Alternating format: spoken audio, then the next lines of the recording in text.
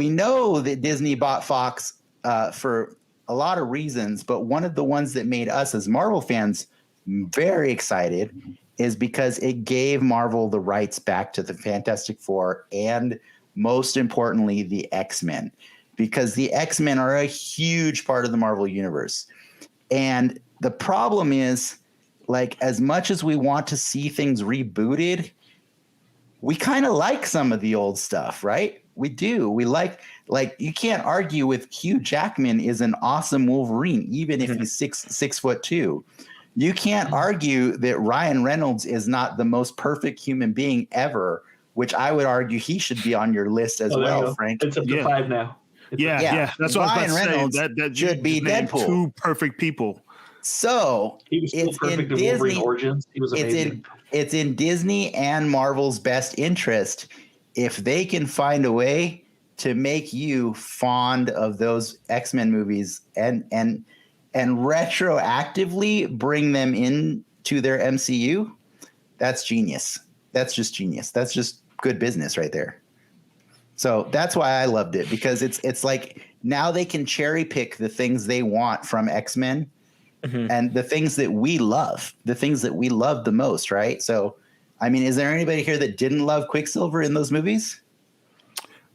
Yeah, he was cool, man. Great. Those scenes were awesome. Yeah. Is there anybody here that really needed the other Pietro to come back? Hell no. Exactly. I literally have Age of Ultron up right now because I don't really even remember him in the movie. Yeah, he's pretty forgettable. So I just remember he died. They even cropped his little scene out. They showed her rap sheet or whatever, and she's protesting. And they cut him out of that. They cut him out of it. Right. Yeah. He was just like a Eastern European club owner. At the end of the day, it's like a flex on, it's like we're Disney.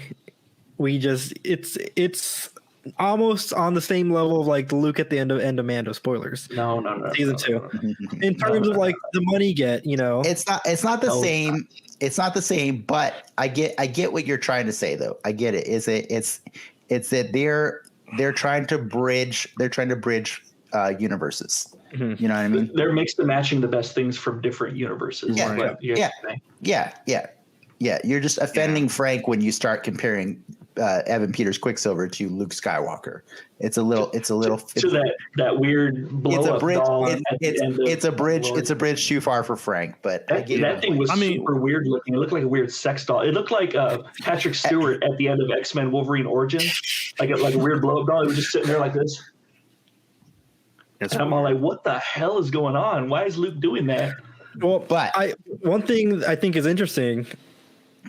Wanda knew who he was. So, do you think Wanda knows? I don't think she knows who he was. No, she had to stare at him for a good minute and then ask. I took that as like, holy shit, he's back. No, because then she asked him, Pietro. She asked him because she wasn't sure. Like that's what she did. So I don't think she. So that brings in the question: Is she really the one that's controlling all this that's going on? I mean, I think there's a lot that's been suggesting that she's not. I still think it's like a 80-20 or a 90-10 split. Yeah. But Frank, I know that I took a lot of time, probably just as much as you did. So I want you to tell me why that Pietro scene was your dislike. So history shows that Anubis no, I'm kidding. We're not going to go back that way.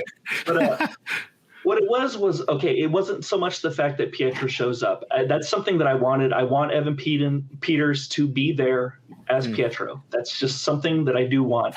But what I think is going to happen is it's going to be some stupid meta fake where he's Mephisto or he's Mysterio or he's someone with an O for the end of their name or something. Like it's going to be some stupid fake and it's going to be like, gotcha, audience, gotcha. It's going to be as meta as Darcy saying that stupid line about, guess he was recast.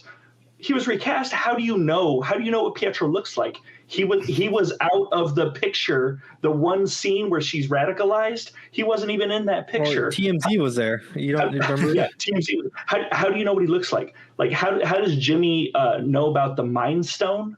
And like how is he not, if he knows about the Mind Stone, not open to the possibility that someone could be brought back with something other than the Mind Stone? How do they know that Captain Marvel was infused with the power of the Tesseract? How do they know that Darcy knows that he's the world's only vibranium synthezoid? How does she know that? How do you know that? How do you know who fought what in what war? Like, we don't know every single battle in the Civil War. We don't know every single battle in the Iraqi War. Like, we don't know every single battle. How do you guys know all those battles? Frank and I are on the same page there. Like, there is some weird, like, how do you know? Like, we obviously know because we've watched it in their events happen, but the extra characters, they wouldn't necessarily be privy. Like, that was my beef when they had the Captain Marvel's or Miss Marvel show that's coming out later. They had a tease for that at the investor day. And like, how does Captain Marvel have a growing fan base? You know, like it just seems super odd that particular character would be that popular, you know? I think what you guys have done is forced us to skip the dislikes and go straight to the questions, because I have to answer this, because I have a question / answer for this. Sure. My question is, can we even trust that the show outside of the show is legit? Could Wanda or someone else be influencing their heavy-handed yet extremely concise exposition, possibly through Monica? Yeah, that's horrible. And that's the horriblest thing I've ever heard in my life. Because then Jimmy Woo and Darcy become Inception exposition bots. They're basically Skarsgård. No, but I'm saying, what if they're part of the show, which is still WandaVision? Show within a show? Yes. That's what I'm saying. That's what if they're there in the show within a show for exposition dumps? But they don't know that they got pulled into it. And yes, they are in there. I don't care if they know or not. Like, they're still exposition dumps whether they know it or not. Like, but you're making fun of how bad their exposition is. But I'm questioning whether or not it's not intentionally bad. I mean, even if it's not like the Mandarin was. I'm saying is intentionally bad. I'm saying. You know what I mean? Yeah. You know what's funny to me right now is there's a group of writers right now writing this stuff, thinking about you guys. We're about to piss these guys the fuck off. I think they're not. I think they know. They know. They're thinking about it. They have rent in your head right now. I think they know that they're pushing Frank's buttons, and I think they're having fun. They do, man. Because it's too on the nose. They're too obvious. Like, I don't think that they're dumping that amount of exposition like coincidentally, or I wouldn't be happy if they go that route, but that would make never to that extent. Never that bad. Never that bad. Maybe never that bad, but they do dump exposition on you. They lead the audience through the nose. They pull you by the nose and they lead you from each point to each point. Right, but I believe that has a lot to do with the amount of guys or the amount of knowledge you guys have at this, and they're so invested in these backstories that when you guys watch this stuff, like somebody like me, I don't know all that. So when I watch it, I'm watching it for what it is, and I'm living in the moment. Mm-hmm. You guys have a whole reference. I've always fall back on and be like, this is not right. What were they thinking here? Like, I'm watching it, and then I'll go back and like research it and be like, oh, that's why that was, you know? Yeah. So like, I don't know. Fan, though, like, I love those little inconsistencies. I love the difference. I love the difference between Iron Man in the Iraqi or in the Middle East as opposed to Iron Man in Vietnam, because it was more, it was more in time, like for 2008, right? And then the problem becomes, though, is that Iron Man didn't do a lot of hand-holding. Their exposition was presented to you creatively.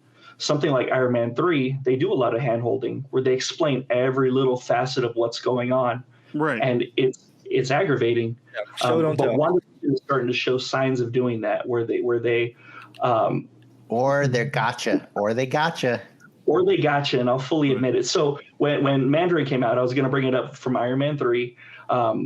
He was a horrible actor in the commercials, and I was calling it out. I was like, "That's stupid. That's stupid. Mandarin sounds so stupid in the commercials. This is dumb." It was Sir Ben Kingsley. Yeah, King. Yeah, it's great actor, but So you see him in the movie, and it ends up he was hired. He was a bad actor who was he hired was an actor being an actor. Yeah, sure. So I was all like, okay, they got me. Fine. right. And I can love let that one movie go. for that. I love That's it for fine. that. I mean, that was the same thing with Jake Gyllenhaal in the Spider-Man movie too. He wasn't really who we thought he was. The difference in that though is he was exactly who we thought he was, because that is Mysterio's story. That's his backstory. Yeah. Is it really? I said, I don't know. That's what I'm saying. In the comics, he pretends to be a heroic character initially, right? But is actually, a villain trying to do villainous things and stuff like that. Okay, but gotcha. by convinced. So when we were watching those trailers for that movie, we're like, I see what they're doing here, and it's cute and it's fun, but like. We know Frank and I we knew what was going to happen, and so it didn't make it not fun. It was still a fun movie. That's what I was going to ask you guys. Does it take the sale out of you when sometimes it's like I already know what's going to happen at the end? The wind out of our sail. Yeah, you know what I meant. Sorry, I was just correcting the sailor for a second. I think Marvel does a good job. We haven't used sales in a while. Yeah. They're able to, pull from the best, but also keep it exciting, right? So there were some little twists with Mysterio that made it different, I would say. Yeah, I also don't think they're dumb enough to still fall to that level of exposition without a reason. I think there's a reason, and I think we haven't seen it yet. So I think the onion's still being peeled. That's no doubt. True statement.